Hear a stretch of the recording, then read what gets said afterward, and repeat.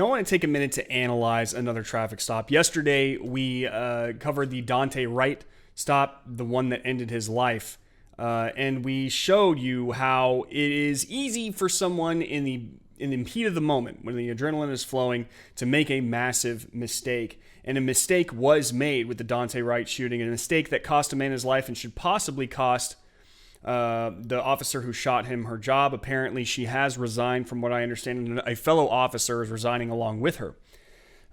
This is probably right to do.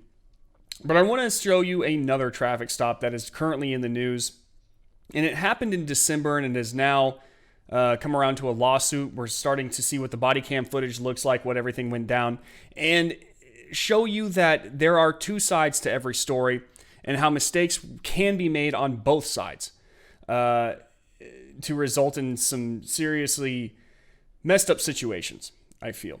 But let's dive into this. This is from Fox News. Lawsuit: Virginia police officer threatened man during stop. In a lawsuit filed earlier this month, Caron Nazario, a second lieutenant in the U.S. Army, says his constitutional rights were violated. Now, right now, you'll notice, especially on Twitter when you're talking about this, there are a lot of accusations being thrown around. A lot of people taking sides, especially political, ideologically similar people taking opposite sides of this. I can tell you that there is a lot of nuance to this. Both the officers, I feel the officer had done something wrong. I feel like Nazario had done something wrong, and we're going to cover both of these things. But let's continue. A second lieutenant in the U.S. Army is suing two Virginia police officers over a traffic stop last December, during which the officer drew their guns, pointed them at him, and used a slang term to suggest he was facing execution before pepper spraying him and knocking him to the ground. Body camera footage shows Caron Nazario, who is black and Latino, was dressed in uniform with his hands held in the air outside the driver's side window as he told the armed officers, "I'm honestly afraid to get out." "Yeah, you should be," one of the officers responded during the stop at the gas station. In a lawsuit filed earlier this month, Nazario says his constitutional rights were violated during the traffic stop in the town of Windsor. The two sides in this case dispute what happened after a second police officer joined the first one in the stop. At the time, Nazario was coming from his duty station and going home, attorney Jonathan Arthur told the Associated Press on Friday. Graduated from Virginia State University, he was commissioned out of the ROTC program. He's an officer in the United States Armed Forces. These guys decide to do this to him. Asked about Nazario's condition after the incident, Arthur said he's definitely not doing well. Windsor police officer Daniel Crocker radioed that he was attempting to stop a vehicle with no rear license plate and tinted windows. He said the driver was eluding police and he considered it a high-risk traffic stop, according to a report he submitted afterward and which he was included in the court filing. Arthur said Nazario explained at the time that he wasn't trying to elude the officer, but was trying to stop in a well-lit area for officer safety and out of respect for the officers. Another officer, Joe Gutierrez, was driving by when he heard Crocker's call, saw him attempting to stop the SUV, and decided to join the traffic stop. Gutierrez acknowledged that Nazario's decision to drive to a lighted area happens to him a lot. 80% of the time. It's a minority, Arthur said, quoting the officer. The lawsuit says by the time the two officers reached Nazario's SUV, the license plate was visible in the rear.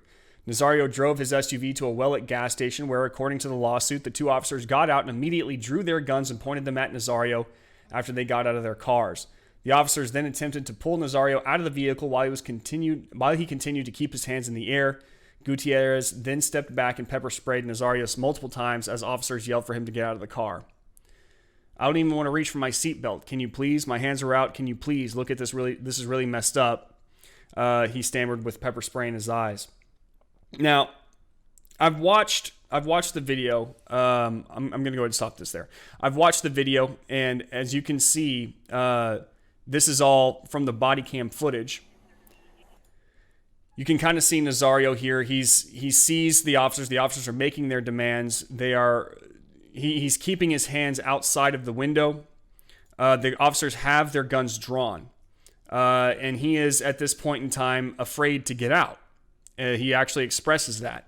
Now, at some point in time during the stop, one officer was being very belligerent and was being very, I want to say he was saying a lot of things to intimidate Nazario.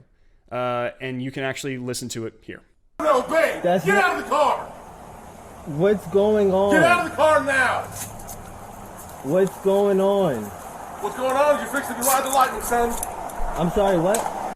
He said, "You're fixing to ride the lightning, son," when Nazario asked what's going on.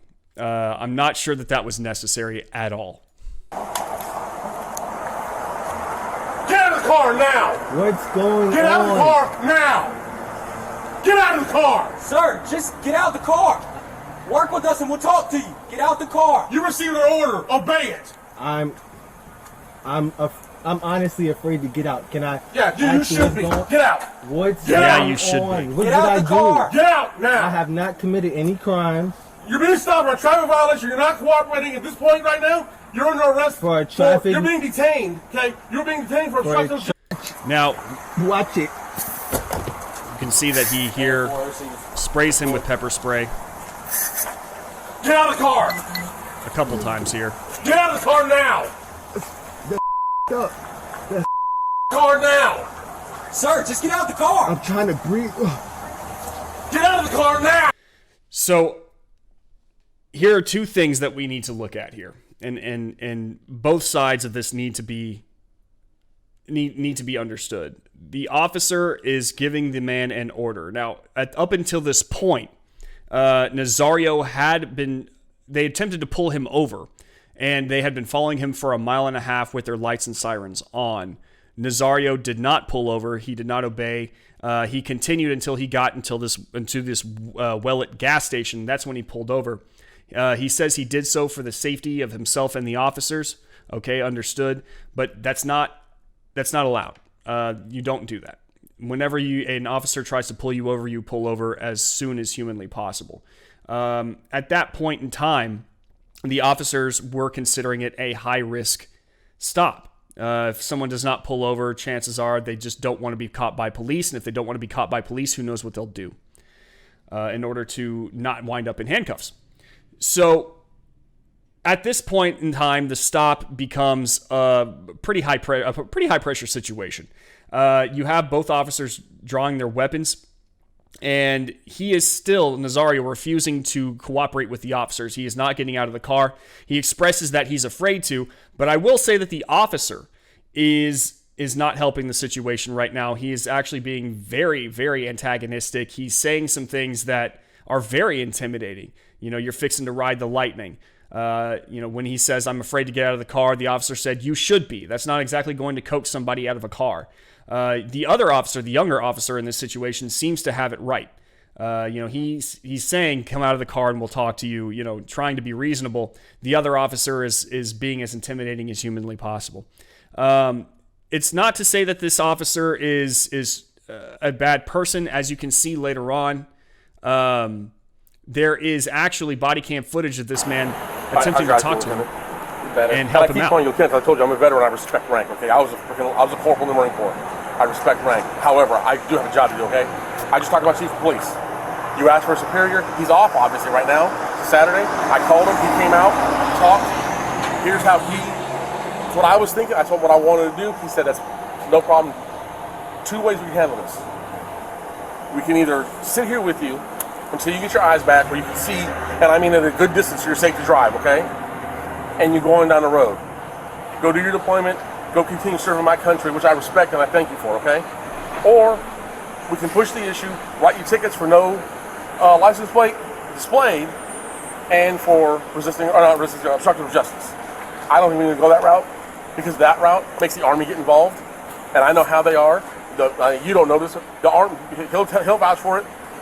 Because he's been in and he's got friends that are legal officers. I know. The military is the only place where the military is the only place where double jeopardy exists legally. Because whenever we do to him, the Army can turn around and jam him for the same thing. I don't want. So he's trying to help this guy now. Now that he is cooperating and he's doing everything that he is being expected to do. It is tragic that we had to see this in the first place, but it was one wrong decision after another that led to this situation. Now, thankfully, nobody got hurt. Somebody got pepper spray in their eyes. That always stinks. But in this situation, nobody died. One thing that's important to remember is that you do not hold court on the side of the road. The man was constantly asking, what am I being pulled over for? What's going on? All that stuff. First things first, the officers will always tell you what's going on. The officers are going to tell you exactly why they're arresting you or why they're detaining you or what's going on. But first and foremost, you have to be in a position where they can be assured of not only your safety, but their safety. If you are currently refusing to get out of your car, chances are things are going to escalate from there. Now, I will say this, I'm not exactly sure the officer who pepper sprayed the man should have gone the route that he did. I do feel like he was being a little belligerent himself. I feel like he was being a little bit more intimidating than he should have been. It kind of came off as rude. And I can understand why Nazario was scared in that moment. To be honest with you, I would have too. But that said, Nazario had, up until that point, not obeyed the officer when he was expected to pull over, when they came at him with flashing lights and sirens. He drove for 1.5 miles afterward, according to reports. Now, I also want to tackle one other thing. He did have a gun on him, but that's not what the officers were trying to get him for. He gave up the gun. He told them exactly where it was. The gun was secured exactly how it should have been, or at least in a legal fashion. So his having a gun on him was not even part of the problem. But at that moment, the officers didn't know that he even had a gun. The problem is that he was disobeying orders, and it led to this moment. Now, it is sad that a man who is serving in our armed forces had this experience, especially with our own police officers. It's sad that his heart was broken. My heart breaks with him. I really wish that things had not gone that way. But that said, whenever you're being pulled over by the police, it is the safest route is the best. Just do exactly what they tell you to. Don't make any sudden movements. Don't do anything that would make them feel like their lives are in danger. Nazario did not do that. He did not pull over. Whenever he did put his hands out of the car, but he would not remove himself from the vehicle, which is also a really bad indicator that something might be wrong here and something might go wrong for police officers. Police officers are instructed to make sure that their lives are protected and the lives of their fellow officers, and they have to take every precaution to make sure that happens. It does result in some very high pressure situations, and it does result in some tragic moments.